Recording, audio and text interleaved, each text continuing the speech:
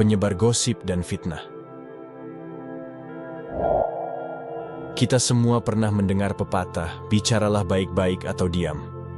Penyebaran gosip dan fitnah tidak hanya merugikan individu yang menjadi sasaran, tetapi juga mempengaruhi kepercayaan di antara kita semua. Bayangkan jika informasi palsu tentang kamu tersebar luas, bagaimana perasaan kamu? Merasa kecewa, tidak dihargai, dan mungkin merasa terancam. Inilah mengapa kita harus berhenti memberikan hormat pada orang yang dengan sengaja menyebarkan gosip dan fitnah. Mereka bukan hanya merusak reputasi orang lain, tetapi juga membahayakan kepercayaan dan kerukunan sosial. Jadi, mari kita bersama-sama menolak untuk terlibat dalam praktek-praktek yang merugikan ini, dan sebaliknya, membangun lingkungan di mana kejujuran dan empati menjadi landasan interaksi kita. 2.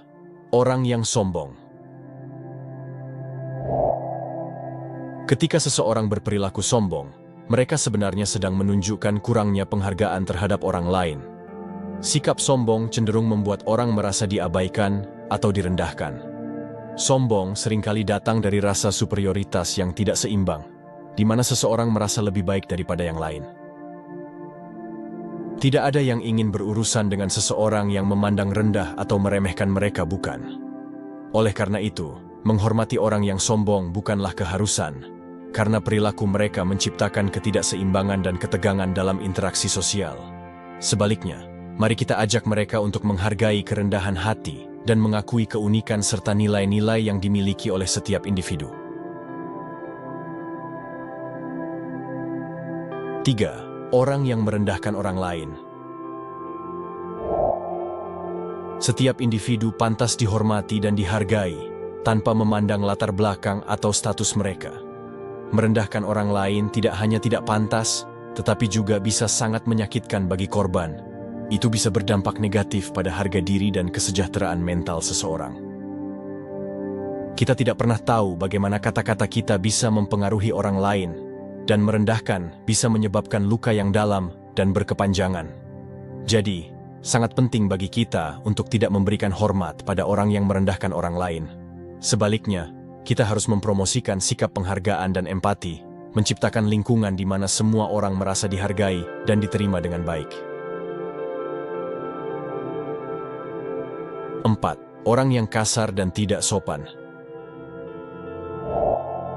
Kasar dalam perkataan dan perilaku tidak hanya mengganggu, tetapi juga merusak kualitas interaksi sosial.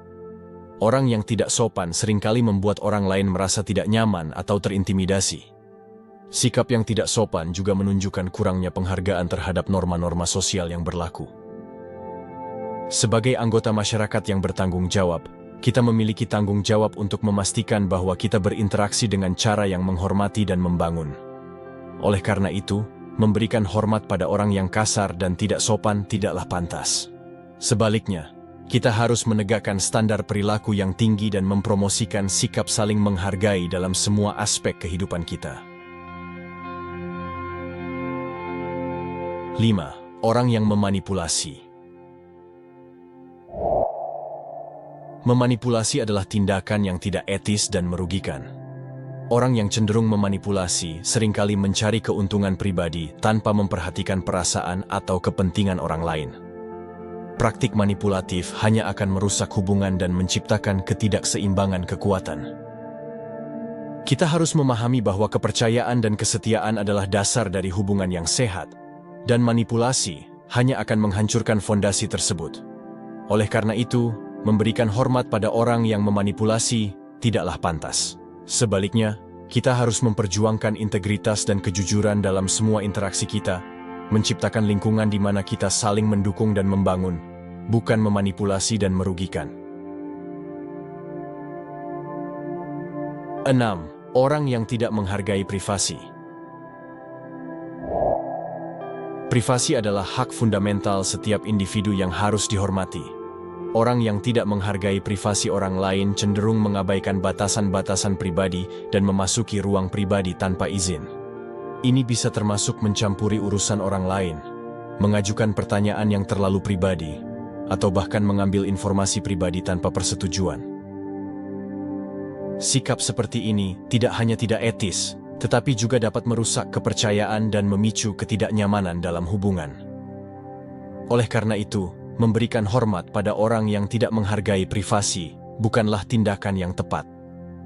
Sebagai gantinya, kita harus menjaga privasi orang lain seperti yang kita inginkan untuk diri kita sendiri, menciptakan lingkungan di mana setiap individu merasa aman dan dihormati dalam ruang pribadinya. 7. Orang yang tidak menghargai pendapat orang lain. Setiap orang memiliki hak untuk memiliki pendapat dan pandangan mereka sendiri. Orang yang tidak menghargai pendapat orang lain cenderung menindas atau menolak pendapat yang berbeda dari mereka sendiri. Sikap seperti ini tidak hanya merugikan kebebasan berekspresi individu, tetapi juga membatasi pertukaran ide yang penting untuk pertumbuhan dan pembelajaran kita semua. Kita harus ingat bahwa keberagaman pendapat adalah salah satu kekuatan masyarakat yang sehat, dan menghargai perbedaan pendapat adalah kunci untuk menciptakan dialog yang konstruktif. Oleh karena itu, memberikan hormat pada orang yang tidak menghargai pendapat orang lain tidaklah tepat. Sebaliknya, kita harus mempromosikan toleransi dan menghargai keberagaman pandangan, menciptakan lingkungan di mana setiap suara didengar dan dihargai. 8. Orang yang tidak mau menerima kritik. Menerima kritik adalah bagian penting dari proses belajar dan pertumbuhan. Orang yang tidak mau menerima kritik cenderung defensif dan sulit berkembang. Mereka mungkin merasa terancam oleh konfrontasi atau takut akan penolakan. Namun, menolak kritik hanya akan menghambat kemajuan pribadi dan profesional kita. Sebaliknya, kita harus memandang kritik sebagai kesempatan untuk belajar dan meningkatkan diri. Ketika kita menerima kritik dengan terbuka, kita bisa mendapatkan wawasan baru dan memperbaiki kelemahan kita. Oleh karena itu, memberikan hormat pada orang yang tidak mau menerima kritik tidaklah tepat. Sebagai gantinya, mari kita menghargai sikap keterbukaan dan kesediaan untuk belajar dari pengalaman, menciptakan lingkungan di mana pertumbuhan pribadi dan profesional didorong dan dihargai. 9. Orang yang tidak bertanggung jawab. Bertanggung jawab atas tindakan kita adalah tanda kedewasaan dan integritas. Orang yang tidak bertanggung jawab cenderung menghindari konsekuensi dari tindakan mereka dan menyalahkan orang lain atas kesalahan yang mereka lakukan. Sikap seperti ini tidak hanya merugikan orang lain, tetapi juga menciptakan ketidakstabilan dalam hubungan sosial. Bertanggung jawab adalah dasar dari kepercayaan dan kerja sama yang sehat. Tanpa rasa tanggung jawab, sulit bagi kita untuk membangun hubungan yang kuat dan berkelanjutan. Oleh karena itu, memberikan hormat pada orang yang tidak bertanggung jawab tidaklah pantas. Sebaliknya, kita harus mendorong dan mendukung sikap tanggung jawab dalam diri kita sendiri dan orang lain, menciptakan lingkungan di mana kepercayaan dan kerjasama bisa berkembang. 10. Orang yang agresif dalam interaksi sosial. Agresivitas dalam interaksi sosial hanya akan menciptakan konflik dan ketegangan yang tidak perlu. Orang yang agresif cenderung menggunakan kekuatan fisik atau kata-kata kasar untuk mendominasi atau mengintimidasi orang lain. Sikap seperti ini tidak hanya merusak hubungan, tetapi juga menimbulkan rasa takut dan ketidakamanan di sekitar mereka. Dalam sebuah masyarakat yang sejahtera, kita harus berupaya untuk mengatasi konflik dengan cara yang damai dan beradab. Oleh karena itu, memberikan hormat pada orang yang agresif dalam interaksi sosial tidaklah bijaksana. Sebagai gantinya, kita harus mempromosikan pemecahan masalah yang terbuka dan empati, menciptakan lingkungan di mana semua orang merasa aman dan dihormati dalam setiap interaksi sosial.